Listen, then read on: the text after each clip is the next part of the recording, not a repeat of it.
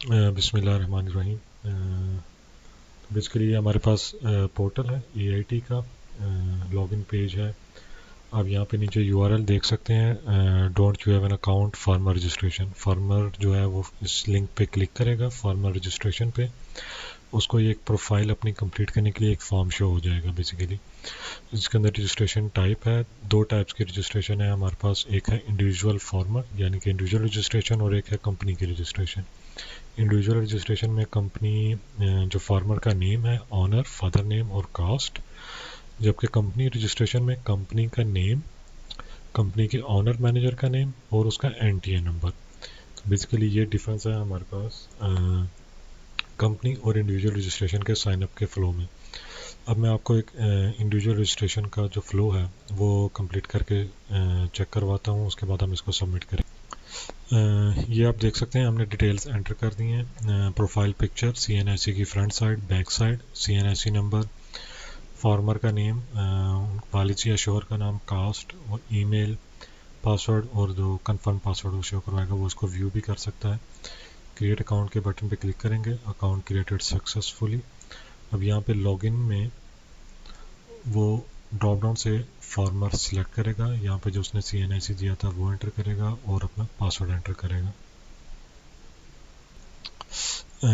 ये फार्मर जो है अपनी प्रोफाइल बिल्डर में, मतलब कि प्रोफाइल जहाँ पे वो क्रिएट करेगा अपनी बनाएगा, लॉगिन करने के बाद वो इस पेज पे लैंड होगा। उसको जो सबसे पहला पेज अपनी प्रोफाइल में शो हो रहा होगा वो यही होगा। ये इन्फॉर्मेशन वो ऑलरेडी दे चुका हुआ है अपने साइनअप के टाइम पे। अब यहाँ पे वो अपना फ़ोन नंबर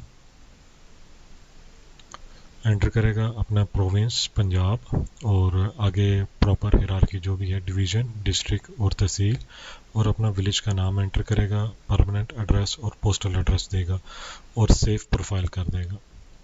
ये उसने अपनी complete details they the contact and location की, अपनी division, district, tehsil, village, permanent address and postal address. अब हम प्रोफाइल को सेव करेंगे।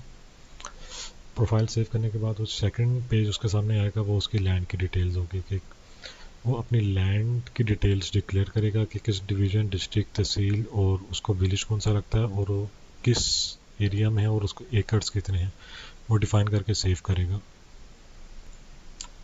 जैसा कि आप देख सकते हैं उसने अपनी लैंड की डिटेल्स ऐड की कि भावलपुर, भावलनगर विलेज, और उसके अंदर इतने एकड़्स हैं। वो इसको एडिट भी कर सकता है और डिलीट भी कर सकता है, और एक से ज़्यादा वो ऐड भी कर सकता है।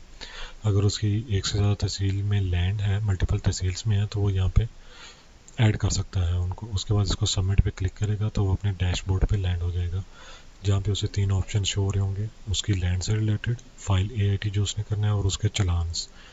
अब हम फाइल एआईटी पे आते हैं। ये है बेसिकली परफॉर्मा।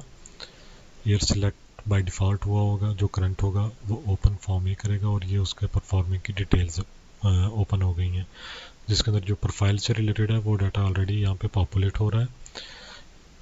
यहाँ पे वो अपनी टोटल एग्रीकल्चर इनकम, कुल ज़रूरी आमदनी डिक्लेयर करेगा, शो करवाएगा।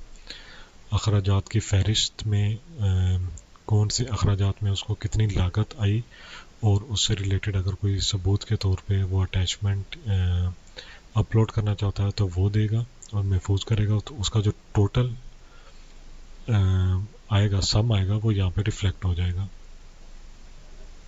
और यहाँ पे जो अमाउंट आ रही होगी ये 1-2 महसूल की ज़री के लिए कुल ज़री आमदन, नंबर 1 पर रकम मनफी नंबर 2 पर रकम।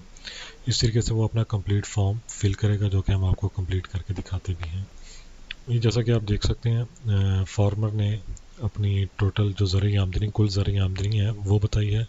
उसके बाद उस पर जो अखराजात आए वो उसने बता दिए, और उन अखराजात को माइनस करके ये अमाउंट बनी, और ये सेम एज इट इज़ वहाँ पर रिफ्लेक्ट हो रही है, और उसकी बेस के ऊपर कैलकुलेशन हो रही है। जो भी टैक्स स्लैब लगती थी वो लग के तो यहाँ पे अमाउंट आ रही है।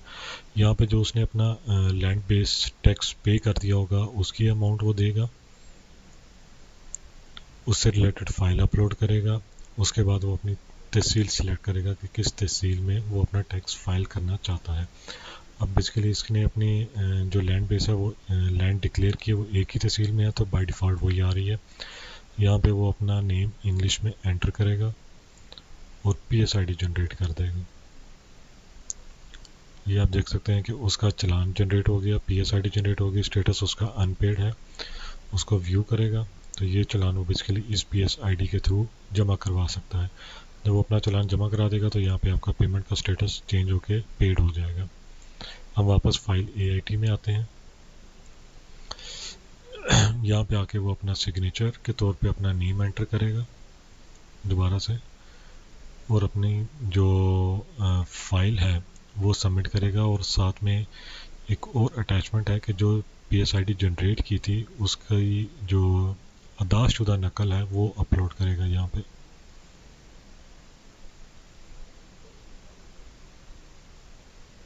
और अपनी फाइल सबमिट कर देगा। बेसिकली लैंड बेस की भी उसे अपनी नकल अपलोड करनी पड़ेगी। ये उसकी फाइल AIT सबमिट हो गई सक्सेसफुली। आप चेक कर सकते हैं स्टेटस भी सबमिटेड आ रहा है। वो उसको व्यू भी कर सकता है, जो भी डिटेल्स उसने दी थी एडिट नहीं कर सकता। वो यहाँ से PDF भी डाउनलोड कर सकता है। ये PDF की फॉर्मेट में कंप्लीट फॉर्मेट आ रहा है। ये अब हम AC भावल नगर को लॉगिन कर लिया है। बेसिकली फार्मर ने जिसको अपनी फाइल सबमिट की थी, हम इनकम बेस्ड में आएंगे टैक्स पेयर्स के टेबल में। तो ये है फार्मर अली अहमद CNIC भावल नगर का। ये उसकी टोटल एग्रीकल्चर इनकम थी और ये टैक्सेबल अमाउंट थी। यहाँ से AC उसकी जो फाइल है वो व्यू कर सकता है, चेक कर सकता है उसके पेमेंट का स्टेटस जो उसने PSID जनरेट की, पेड है कि अनपेड है।